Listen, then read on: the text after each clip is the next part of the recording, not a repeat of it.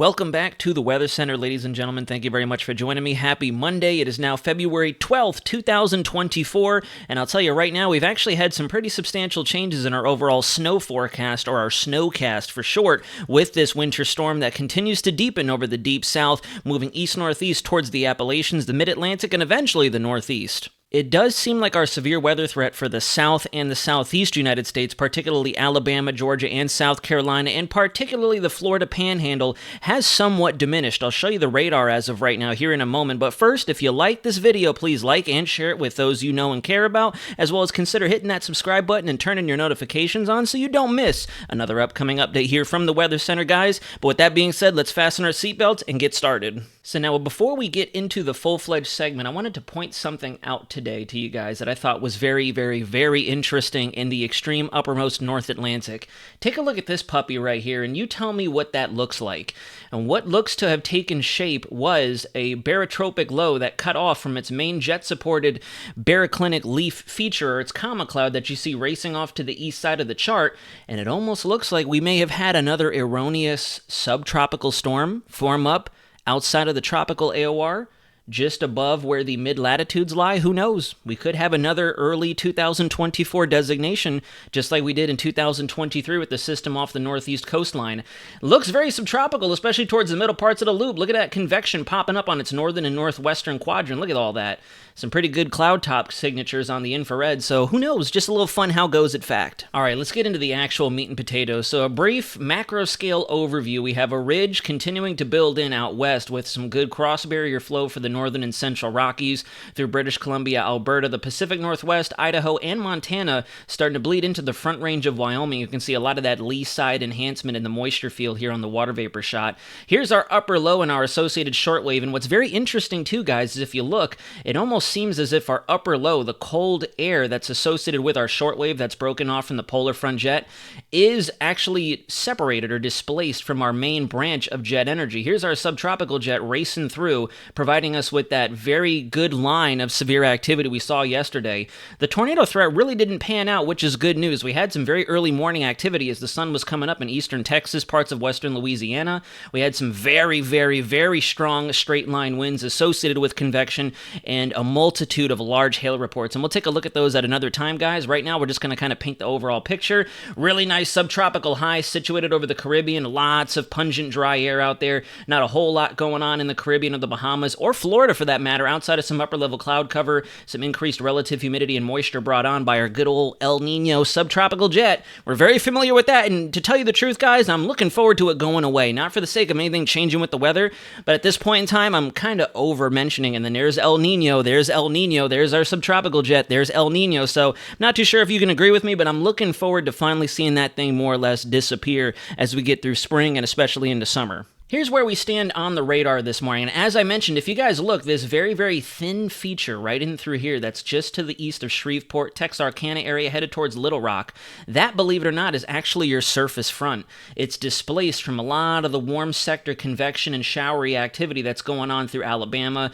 Moving through Pensacola, we have some very heavy rainfall. Nothing severe with this as of right now, just a multitude of flash flood warnings, and it makes a lot of sense because as these bands of convection, the more discrete cells we saw yesterday, producing damaging straight-line winds, large hail, and maybe a little bit of rotation in the upper levels of the storm structures themselves. Now that they've merged together and they've formed this stratiform/embedded convective swath of overall rainfall spanning from New Orleans area all the way up towards the Cape Hatteras area on this map, we're actually seeing a lot of heavy rainfall. So don't be surprised. In fact, it might be difficult for you guys to see, but we have a flash flood warning here, just to the east of Montgomery, Alabama. We have a lot of flash flood warnings out there. It just might be a little hard to pick out on this MRMS composite because of all the green and the yellow shadings clouding them over. And then here we go, the main event. So what we're looking at here, this is eastern Oklahoma. You can see Tulsa right here on the left-hand side of your chart. This is Little Rock, Arkansas.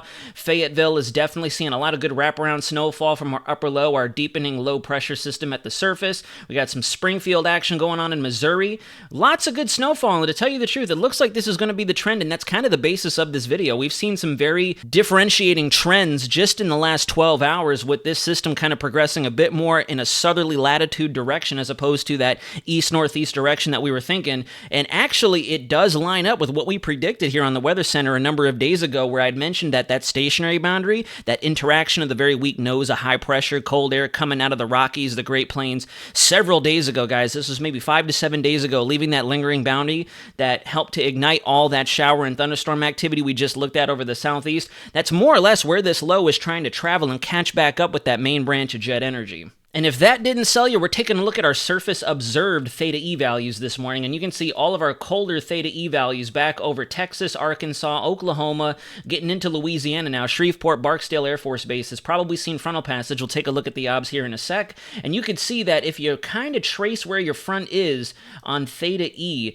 that front is definitely lagging back behind where a majority of our warm advection is occurring. This is a leftover stationary boundary right in through here that I've more or less drawn this segment of our lines here. I'll go ahead and use a different ink so that way you guys can delineate between the two.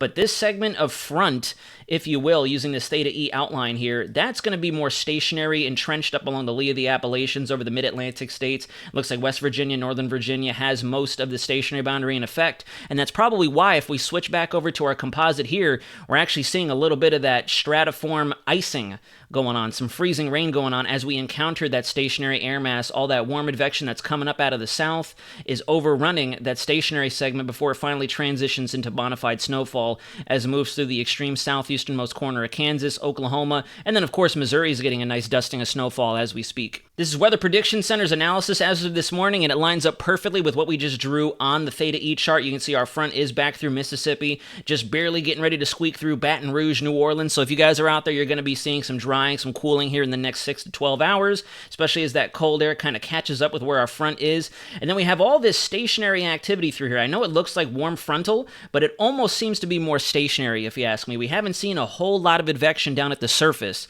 Our upper front that probably stacks ahead of our warm sector at the surface, which usually is the case with our warm fronts. Our upper fronts will tend to drift out ahead of our surface features, especially during this time of year where you have cold air button up against it, bullying it further south, keeping it more tame as opposed to advecting like our cold sectors usually do. That's what's responsible for keeping all that rainfall and shower activity in place. And if we're going to see any severe weather, it's going to have to be within the next couple of hours, because I do think as that swath of rainfall slowly trudges off to the east, anybody out there in Alabama, Georgia, northern Florida, even into the Carolinas, as that huge shield, that just massive rainfall moves in, we're going to lose that ability to develop those pop-off, popcorn-style thunderstorms that could kind of maintain themselves away from that main shield of rainfall and kind of stay discrete, as we like to call it, or more individualized and separate from the main battleground of all of our rainfall and tap into what leftover surface and mid-level energy or instability there is to get them going. So we'll see. We're still in a level 2 risk out there for much of Alabama and Georgia. They've shrunk it a little bit in comparison to yesterday, but I don't know. I think our severe threats are slowly dwindling, and if they're going to execute anything in terms of damaging conditions, it's going to have to be before the morning's over with, I think, before cloud cover and rainfall just kind of take over the big picture.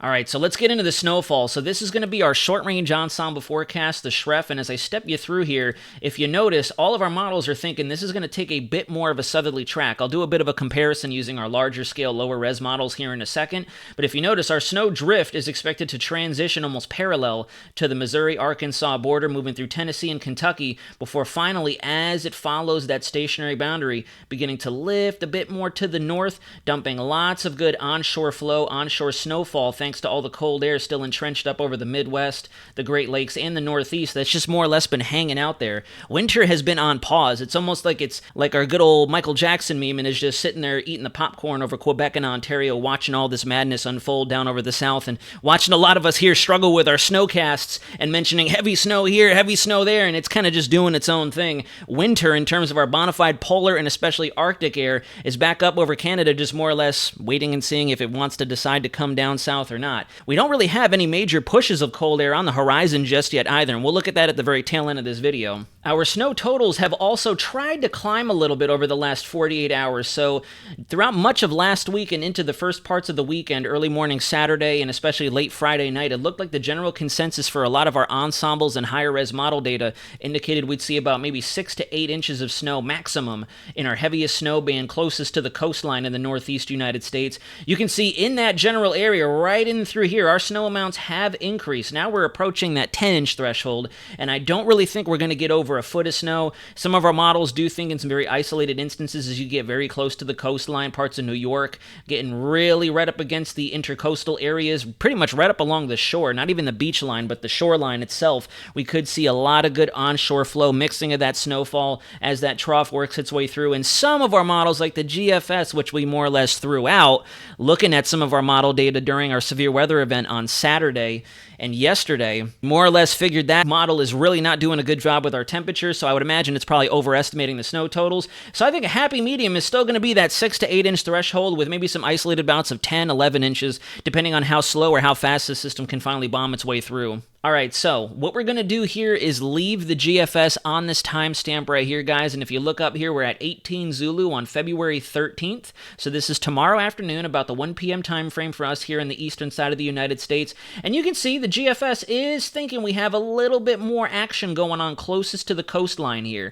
We could see upwards of maybe a foot of snow. I'm still thinking we're not going to crack that threshold across the board. We might have some isolated observations, of course, again, depending on the forward speed and how deep this low does get. Our models are thinking it could be a little bit stronger as it makes its way off the northeast coastline and into the greater Atlantic Ocean. We'll see.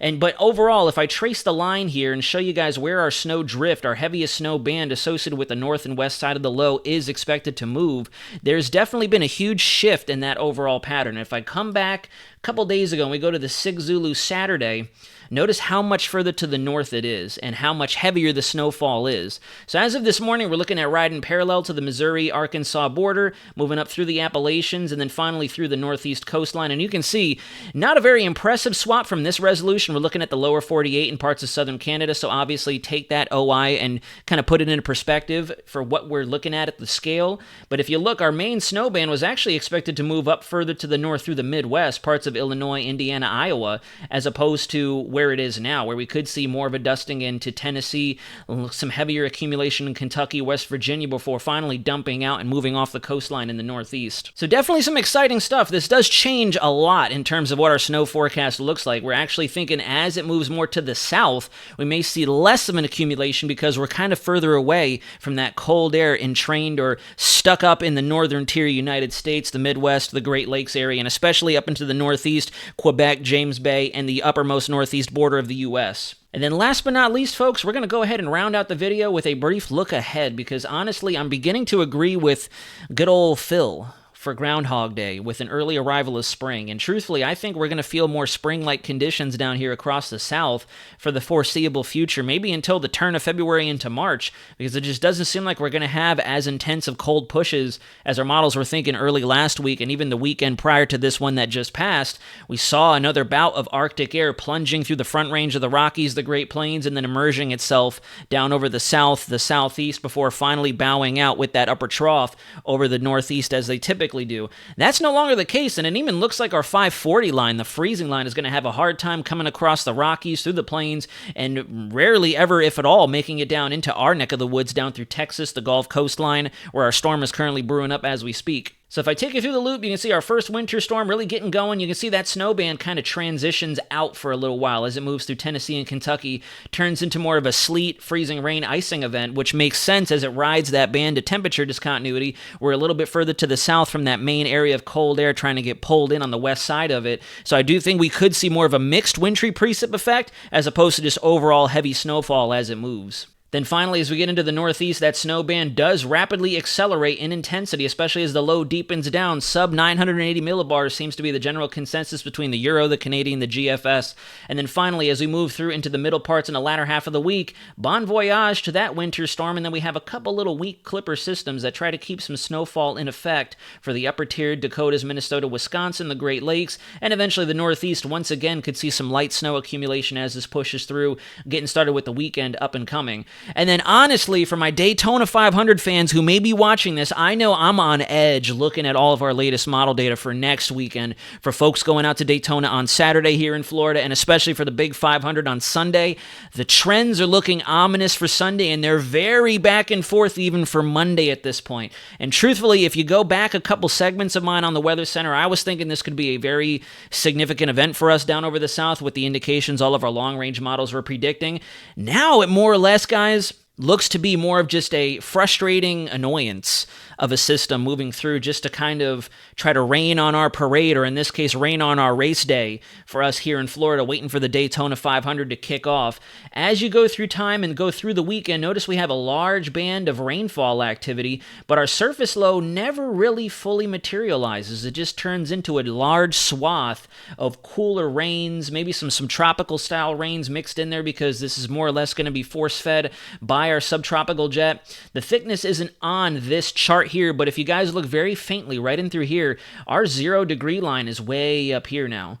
And this is exactly what I was alluding to earlier. We see it bleed in over the higher terrain of the Appalachians, but our 0 degree line is well up to the north with this polar high pressure over Alberta, Manitoba, Saskatchewan in Canada. So all of this is going to be some very mild weather down here over the south, the southern central plains, the southeast, the Gulf Coast. We're looking at some very mild conditions, which is, not necessarily erroneous or unseasonal for this time of year. It just goes to show that maybe spring will be creeping in a little earlier than some of us are forecasting. And then finally, as you kind of go towards the very back end of the loop, this is kind of what I've mentioned to you guys. Since this is more or less a very disorganized swath of precip, notice how the Euro especially wants to cling to some rainfall and some shower activity. A nuance, if you ask me, right there along the east coast of Georgia and Florida Peninsula. And this is already 0Z. This is 7 p.m. Monday, 0Z Tuesday, February 20th. So, I don't know, guys. Race fans out there, we're going to have to watch this closely. I don't think we're going to have lingering shower activity through Monday night, depending on how fast the system can materialize, and if it does consolidate a little sooner than later and move on out. We could see a Monday Daytona 500, but Sunday is looking a little bleak. But, of course, we'll keep you updated. We still have a little under a week to kind of track this and see what does shake out. And that's all she wrote. Thank you very much for watching, guys. We're going to go ahead and close out the video. I hope you enjoyed this latest Weather Center segment. I hope you like the new content schedule that we've been rolling out over the last couple weeks now. It does flow really well with my own personal schedule internally here in the Weather Center, and amongst other personal things I have going on in the background. And we're going to continue to innovate and renovate the channel as best as we can with some new content, especially on our slower weather days. It doesn't seem like our intro to transition season from the end of winter to spring is going to be too exciting, at least looking at the long-term trends between now and the very early start to March, very late February, but we'll wait and see. Obviously, our models have been all over the place in terms of what's going on out there, so we'll see exactly what happens is exactly what I'll leave you with. Folks, once again, like and share this video if you did enjoy this newest update from the Weather Center, and please consider subscribing if you've been thinking about it more or less, seeing me popping up in your recommendations, or you've been a long-time viewer and just haven't subscribed yet. It would mean the world to me and the rest of the Weather Center community if you can hop along with us for the rest of the ride that 2024 is looking to have in store for us. Until next time, folks, this is Weather Center Nazario, signing out.